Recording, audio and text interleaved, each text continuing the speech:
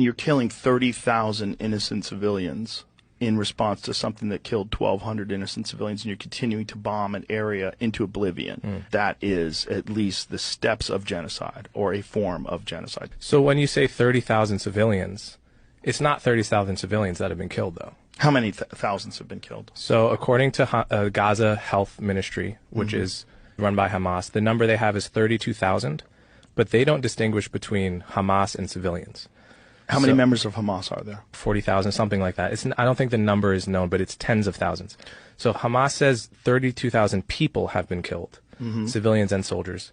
Israel says 13,000 soldiers have been killed by Israel. Okay. So let's not doubt either number. They could both be inflated. But if both of those numbers are accurate, which they may or may not be, that would be 13,000 soldiers killed, 19,000 civilians killed, which for urban combat in the Middle East is a very normal ratio. It's very distinct from genocide, because genocide is when you're trying to maximize civilian casualties.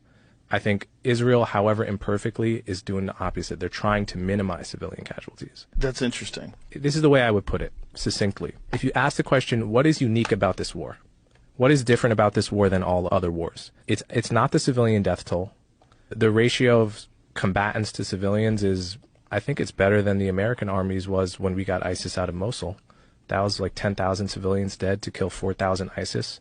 This is 19,000 civilians dead to kill 13,000. What's unique about this war, unlike every other war that I could think of, is you have an army in Hamas that has perfected the art of embedding itself and meshing itself with civilians so that you cannot hit them without hitting the people around them. Other armies have done this, but none have perfected it to the extent that Hamas has.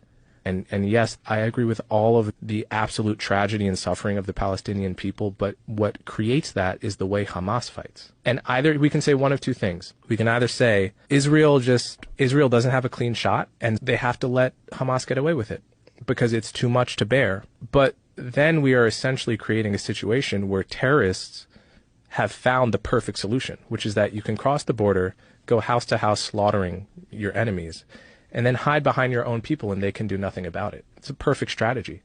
Can we live in a world where we allow that to be an acceptable strategy? I don't think so. And it's very ugly to watch. It's heartbreaking, and I completely understand why people don't think the way I think when they see the videos. I completely get it. But I don't think we can actually live in a world where that's allowed to be a strategy. I appreciate your perspective. I see what you're saying. You clearly know more about it than I do.